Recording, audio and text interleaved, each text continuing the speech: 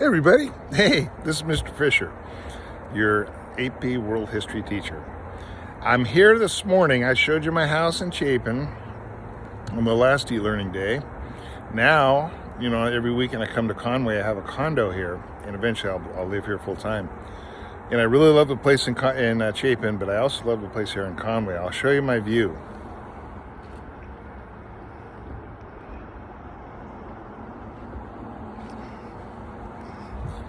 Pretty sweet, right? I'm really happy with this. It's really a neat place. It's a condo. Now it is a condo. There's 5 units. Each one of these units has four places for whatever apartments, if you want to call it that. And here's mine. And I'll show you. So on one side of the house is the Waccamaw River. That river starts in North Carolina and winds its way all the way to Georgetown, somewhere on Georgetown, comes out in the Atlantic Ocean. And then on this side of the house, I have the marina. Isn't that neat? And so here's a marina. There, I don't know how many boats are out there, 50 maybe. I'm not sure. It's not a huge marina. There's an inn right there. People stay. There's a channel that goes out between this parking lot and that building, and that's where boats go out in the water. So my unit is the bottom left side right here. I'll take you inside, and then we'll talk about the assignment. Now, for me, it seems like this is deja vu, because I just made this entire video and thought I turned it on, but I guess I didn't. So I'm redoing it this time with the button turned on. So here is a 2-bedroom condo, and that's where I spend a lot of my time. But today I'm going to be sitting here with your favorite book, and I'll tell you, I'll have a seat here and tell you what I'm going to be doing. So, okay.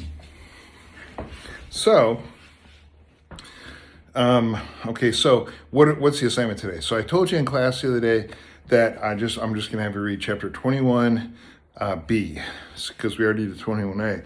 Now, if you didn't finish 21A, this would be a good time to go ahead and finish it. However, we already took the quiz on it, but still, it's important for you to finish it.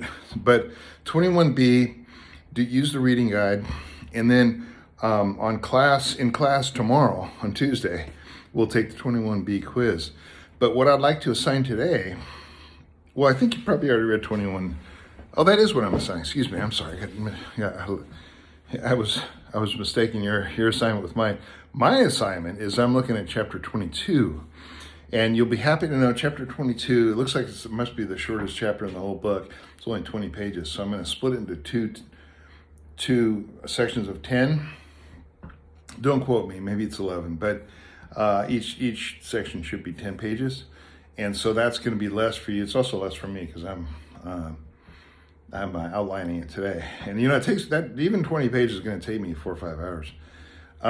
So work on 21B. I don't have the pages right in front of me, but you do. And not only that, I'm putting this video in Google Classroom, but also I'll type everything out. But hey, since I have you here, and I know that probably you're only watching this if you chose not to use the school-issued computer, and maybe use your phone or a home computer, because I know the school-issued computer, you can't go to YouTube. But let me just make a couple of comments here. A little bit earlier, I was listening to the radio, and we're studying history, and you probably heard that saying that I can't remember the exact quote. He who does not remember history is condemned to repeat it. I don't really agree with that, really. I think what it is, I think there's a human condition and we just don't always get along as human beings. And we've just finished studying the actually, you're still in the middle of finishing World War I. Well, just minutes ago, I was listening to the radio, and you might have heard last week, President Trump had an hour and a half conversation with Vladimir Putin of Russia. And we can only assume what they were talking about was to try and bring an end to the war with Ukraine. Okay, well, that's good. That's great. I mean, wouldn't that be wonderful? Because, I think when Russia went into this, it was 3 years ago this month, they assumed that it was going to be like 40, I think I remember the estimate being 40 days. Like they just thought they're going to come and rip on through Ukraine and do whatever they want to and claim it, and that'd be the end of that. 3 years later, the war is still very much involved. So it'd be nice to see it end. I'm not sure the numbers of deaths, but I'm sure it's in the tens of thousands. Who knows? Maybe more than 100,000. But it's all quite a few deaths. I could research it, I'm sure, but maybe you can. But either way, it'd be great to see that come to an end. But here's what I also heard: that Great Britain is sending troops in to Ukraine. They're going to help defend Ukraine.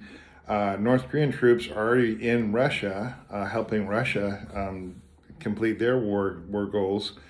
That's starting to sound a little bit like a world war. Now, the United States, our only role is that we would like to see it end, and that our president is the one that's trying to organize a peace agreement.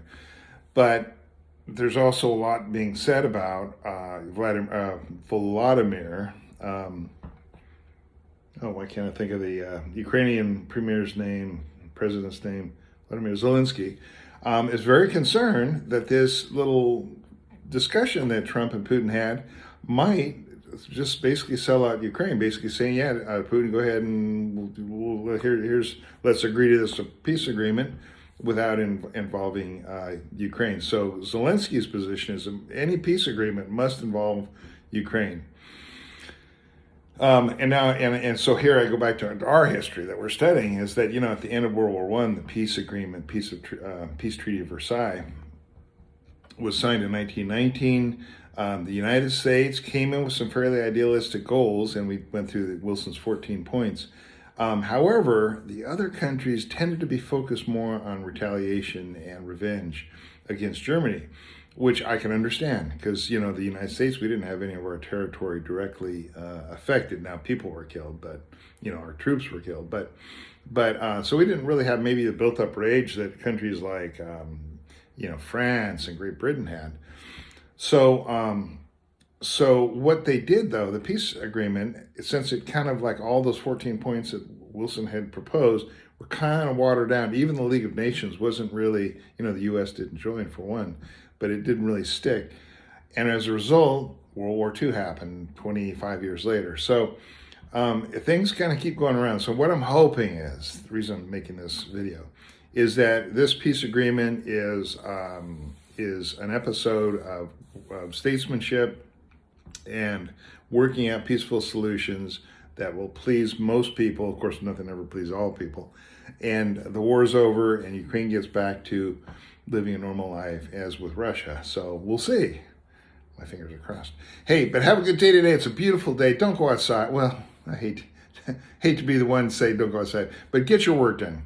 And in this class, what I want you to do is to use the outline that I gave you in class to outline chapter 21b, the second half of chapter 21, okay?